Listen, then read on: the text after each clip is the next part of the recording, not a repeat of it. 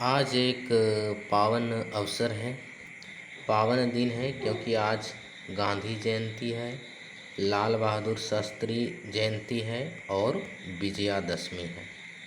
तो गांधी जयंती के विशेष पर गांधी जी के विचार से संबंधित आज पढ़ेंगे कि गांधी जी का विचार स्वराज से संबंधित क्या था, स्वराज पर गांधी जी का क्या कहना था, स्वराज पर गांधी जी के क्या दर्शन थे। स्वराज का जिक्र गांधी जी अधिकतर अपने हिंद स्वराज उनका एक बुक है, उसमें उन्होंने किया था, जो गुजराती में लिखा गया था। इस किताब को उन्होंने 1909 ईस्वी में लिखा था, जब वे इंग्लैंड से साउथ अफ्रीका जा रहे थे बाय शिप, यानी जहाज़ के द्वारा, वो पानी वाले जहाज़ के द्वारा इंग्लैंड से साउथ अफ्रीका जा रहे थे। तो उसी यात्रा के दौरान उन्होंने हिंद स्वराज लिखा। उसमें उन्होंने स्वराज का जिक्र किया है, आधुनिकीकरण का पुरजोर विरोध किया है, ब्रिटिश संस्कृति का जो इंडियन कल्चर पर थोपा जाना उसका विरोध किया है, मशीनीकरण का विरोध किया है। स्वराज एक संस्कृत वर्ड है जिसका अर्थ होता है सो मतलब अपना, सो और राज, अपना शासन या अपना राज। सो मतलब अपना हो गया, राज मतलब शासन हो गया। एक संस्कृत वर्ड है, इसका इंग्लिश में बोल सकते हैं तो सेल्फ रिलायंस हो सकता है, आत्मनिर्भरता, सेल्फ डिसिप्लिन हो सकता है, सेल्फ रूल हो सकता है। क्या गांधी जी के स्वराज का मतलब केवल ब्रिटिश शक्ति या केवल अंग्रेज़ों को भारत से बाहर निकालना था, अंग्रेजी नीतियों का दूर करना था? तो इसका आंसर होगा नहीं। स्वराज से संबंधित गांधी जी का विचार गहरा है, उनका गहरा रहस्य है। स्वराज केवल एक आयाम नहीं है कि ब्रिटिश शासन का अंत हो जाना और भारतीयों को राजनीति में प्रवेश कर जाना, वो स्वराज है। स्वराज का ये एक पक्ष है। स्वराज एक बहुत ही गहरा विचार है गांधी जी के अनुसार।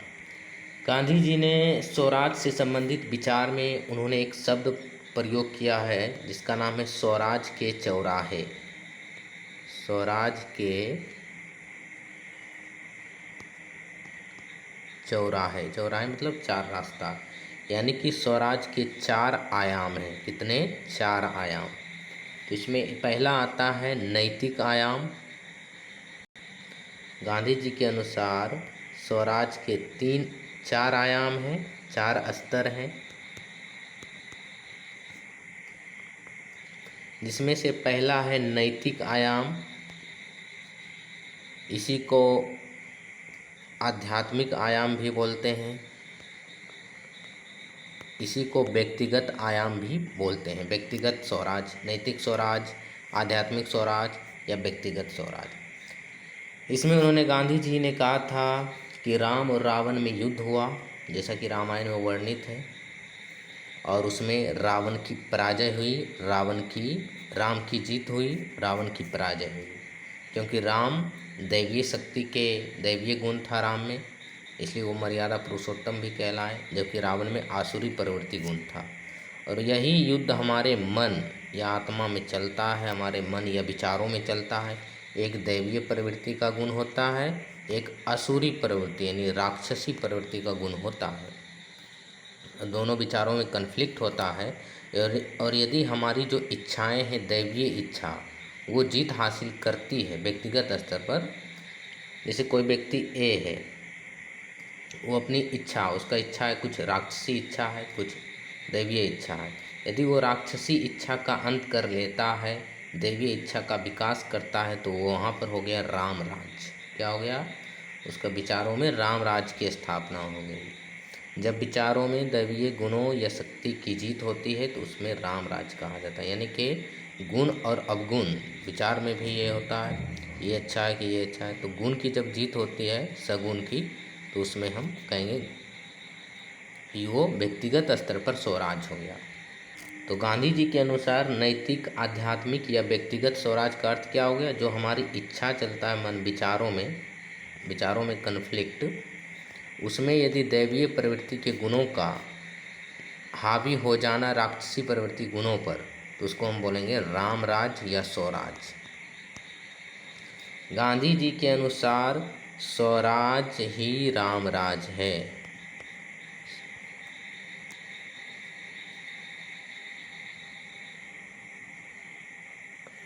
स्वराज ही रामराज है। रामराज मतलब कि जहाँ पर सभी को इक्वलिटी मिले, सब अपने अपने पैरों पर खड़ा हो, आर्थिक स्वावलंबन हो, समानता हो, भेदभाव ना हो, लोगों को रोजगार आसानी से मिले, भाईचारा स्थापित हो, तो यही तो है रामराज का मतलब, और स्वराज का मतलब ही यही है। तो गांधी जी ने लिखा है कि मेरा स्वराज का अर्थ है रामराज। वो मन विचारों में भी होता है, व्यक्तिगत स्तर पर, समाज के स्तर पर भी होता है, आर्थिक स्तर पर भी होता है, और राजनीतिक स्तर पर भी होता है। तो पहला था गांधी जी का आयाम नैतिक स्वराज या व्यक्तिगत स्वराज या फिर आध्यात्मिक स्वराज, जिसमें एक कोई व्यक्ति है, उसके मस्तिष्क में कोई दो विचार हैं, एक है दैवीय गुण वाला विचार, दूसरा है आसुरी गुण वाला विचार। दोनों में युद्ध होता है, और यदि दैवीय गुण वाला की जीत हो गया तो वो मान लिया जाएगा वो उसके व्यक्तिगत स्तर पर वो स्वराज की स्थापना कर लिया है। और इसी स्वराज को गांधी जी ने रामराज का नाम दिया।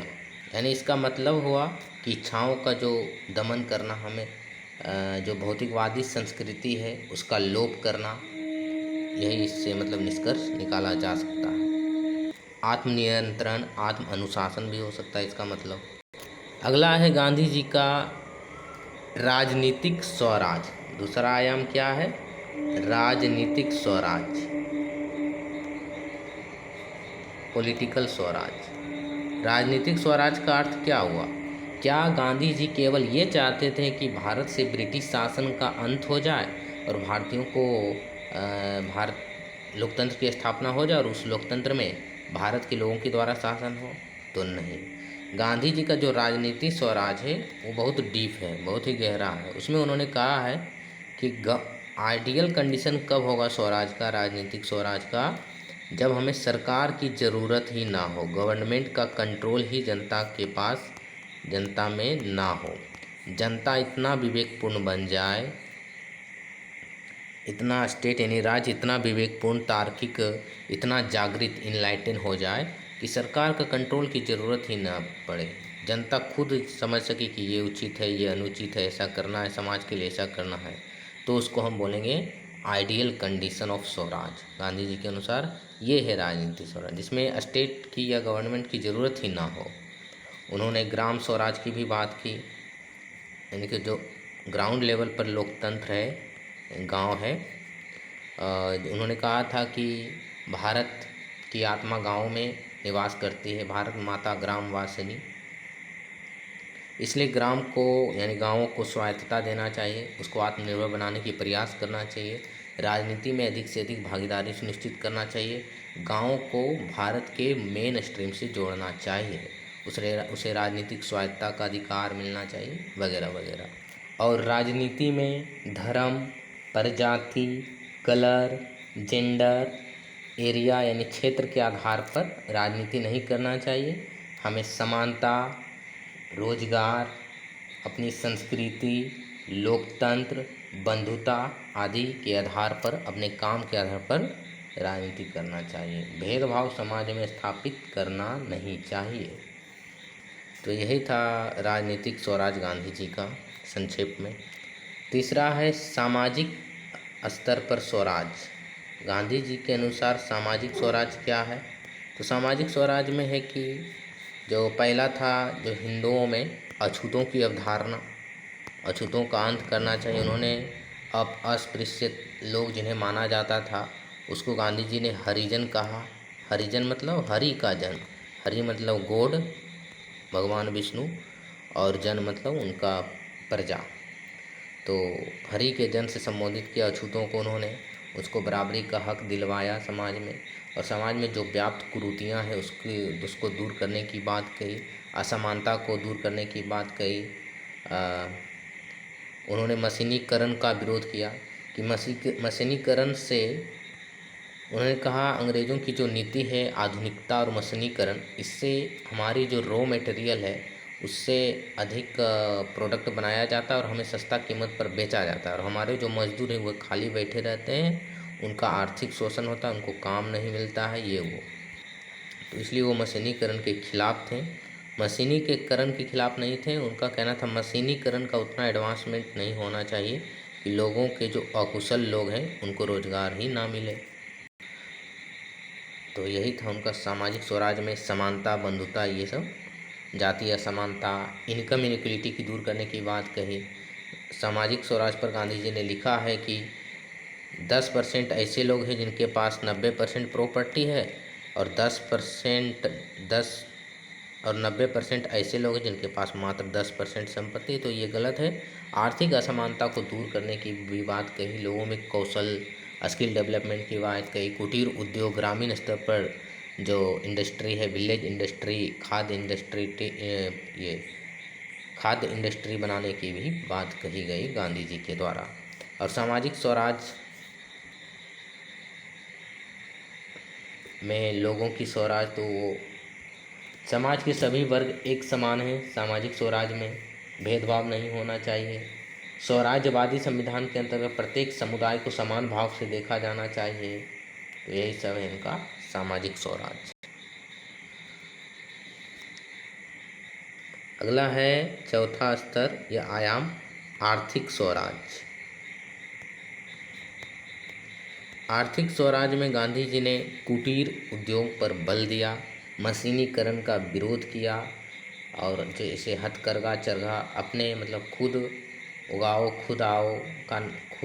खुद खाओ का नारा दिया, यानी कि अपना काम स्वयं करें। आत्मनिर्भरता पर बल दिया, विलेज स्तर पर उद्योगों की स्थापना की बात कही, घरेलू उद्योग, कुटीर उद्योग वगैरह की बात कही।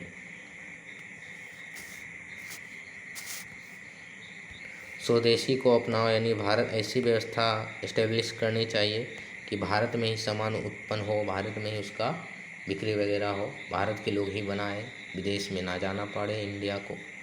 तो ये सब उन्होंने बात कही आर्थिक स्वराज में।